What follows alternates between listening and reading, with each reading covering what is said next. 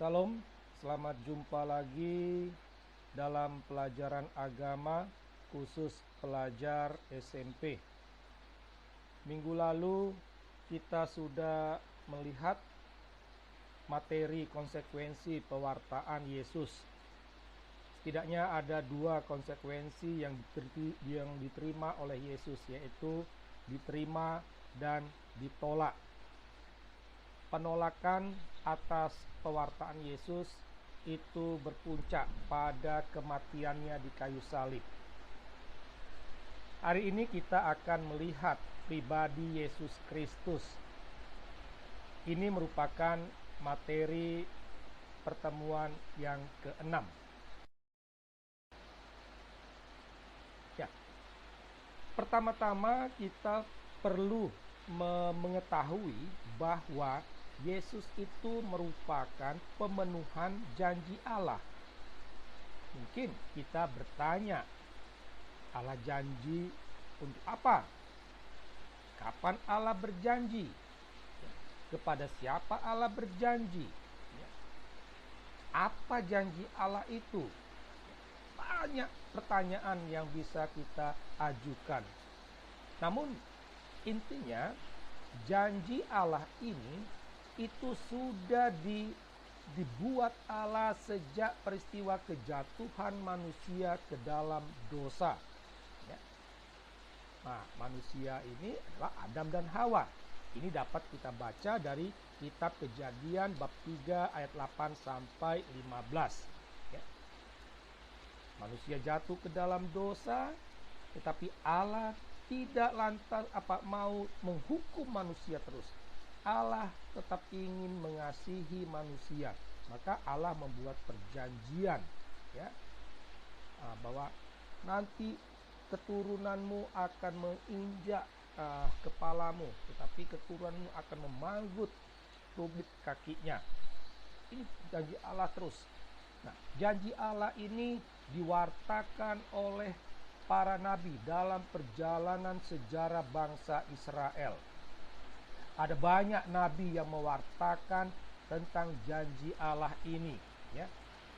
Ya, tidak-tidaknya dapat disebut di sini misalnya Yesaya, Yeremia, Mika, Zakaria juga bisa disebut. Masih banyak nabi yang mewartakan tentang janji Allah ini.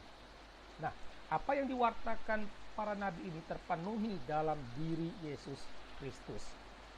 Maka bisa dikatakan Yesus merupakan pemenuhan janji Allah. Menjadi pertanyaannya adalah kenapa Allah berjanji? Ya, dapat dikatakan bahwa Allah tidak mau manusia hidup terus dalam dosa. Ya, Allah mau manusia kembali bahagia, hidup seperti sebelum jatuh ke dalam dosa. Kita akan melihat kepribadian Yesus itu yang memiliki dua dimensi, ya, kealahan dan juga kemanusiaan. Kita orang Katolik, orang Kristen, mengimani bahwa Yesus adalah Allah yang menjadi manusia. Ya. Apa yang kita imani ini, Allah yang menjadi manusia, itu merupakan misteri iman, ya, bukan pengetahuan akal budi, tetapi misteri iman. Nah, terkait dengan misteri iman kita ini, ya, dari sekian banyak agama yang ada di dunia, hanya Islam yang sibuk mengurusi, mencampuri misteri iman kita ini. Tetapi tak masalah. Kita akan melihat sikap Islam. Pada intinya Islam menolak misteri iman kita. Kemanusiaan dan kealahan ada dalam diri Yesus. Mengapa Islam menolak? Ya, pertama, bagi mereka yang ilahi tak bisa bersatu dengan yang duniawi. Mereka tidak terima dan menganggap hal itu sebagai dosa berat. Ya.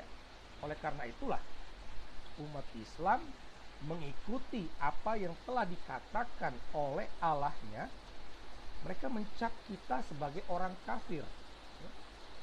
Ini ada dalam Wahyu Allah surah Al-Maidah ayat 72. Tapi itu adalah hak mereka, kita harus hormati. Nah, sekalipun mereka mengecap kita sebagai orang kafir, tetapi ternyata Yesus juga dibicarakan dalam Al-Quran. Nah, bagaimana gambaran Yesus dalam Al-Quran?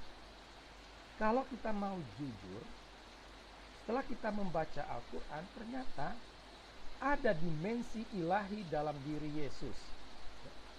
Misalnya, Yesus itu disebut sebagai kalam Allah. Itu ada dalam surah Ali Imran ayat 45, surah An-Nisa ayat 171. Konsep ini tak jauh berbeda dengan apa yang diwartakan oleh Yohanes. Yohanes mengatakan bahwa Yesus itu adalah sabda Allah yang telah menjadi manusia. Yang kedua, dikatakan bahwa Yesus itu dari Roh Allah. Ada dalam surah An-Nisa. Nah, ini mirip dengan yang diwartakan dalam Injil Matius.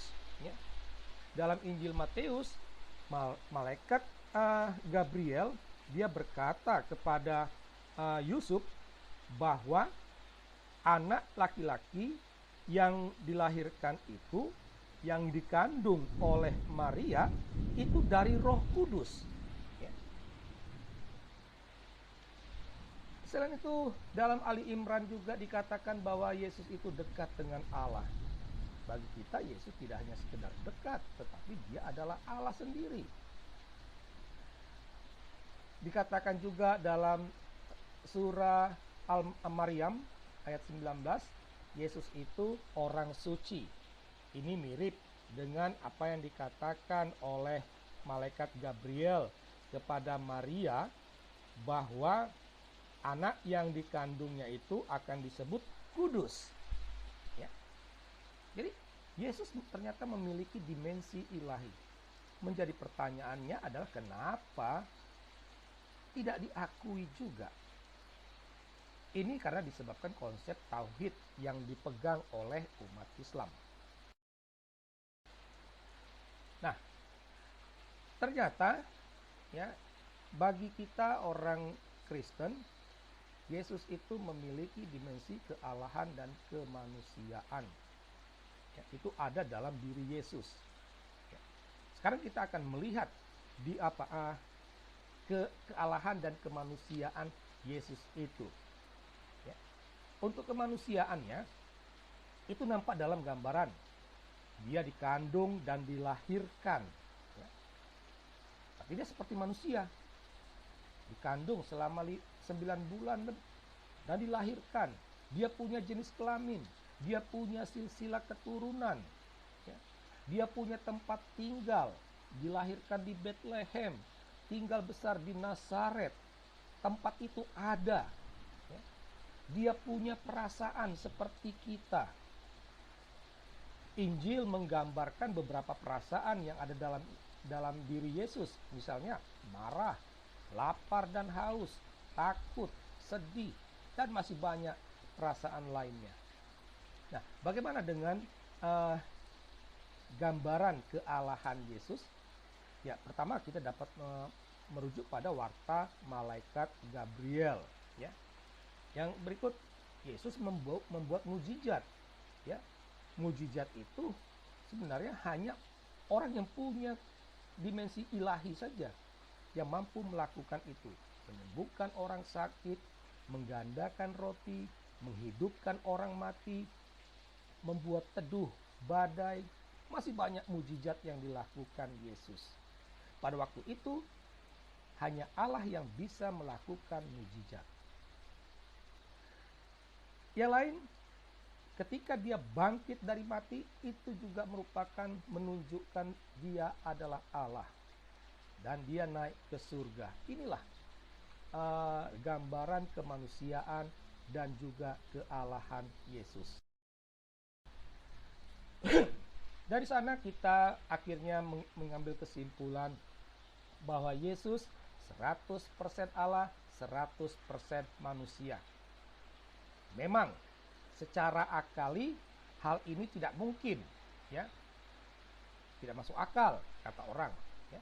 Tetapi secara iman bagi Allah tidak ada yang mustahil. Ini, bagi Allah tidak ada yang mustahil. Namun, bagaimana kita bisa menjelaskan hal ini agar masuk akal? Pertama-tama, kita harus terima Allah itu maha kuasa. Apapun agamanya, orang pasti percaya Allah itu maha kuasa. Karena Allah maha kuasa, Allah bebas mau jadi apa saja. Karena dia maha kuasa. Manusia hanya bisa terima, bukan mengatur. Jadi Allah mau jadi apa saja, ya manusia terima. Tidak boleh mengatur. Jika manusia mengatur, Allah tidak maha kuasa lagi. Yang maha kuasa jadi manusia. Jadi kalau ada manusia yang tak mungkin Allah itu apa, Yesus itu Allah, Allah menjadi manusia, tak mungkin. Berarti dia tidak menerima konsep bahwa Allah itu maha kuasa, bahwa dialah yang maha kuasa, bukan Allah. Nah, menjadi pertanyaan bagi kita, kenapa Allah mau menjadi manusia? Ya. Kita dapat menemukan beberapa jawaban. Pertama, Allah mau menyelamatkan manusia dengan cara manusia. Bukan dengan cara Allah, tetapi dengan cara manusia. Allah mau solider dengan manusia. Allah mau memberi teladan secara langsung. Tidak dengan kata-kata, tetapi dengan perbuatan langsung. Kita bisa melihatnya. Ya. Lantas, apakah kita harus malu karena Allah kita itu manusia, bahkan mati di kayu salib? Tentu jawabannya tak harus malu. Kita harus bangga punya Allah seperti Yesus. Kita senang punya teladan langsung dari Allah, yang tidak hanya berkata-kata tetapi langsung mempraktekkan. Kita bersyukur karena keselamatan. Allah menjadi manusia itu kan demi keselamatan kita.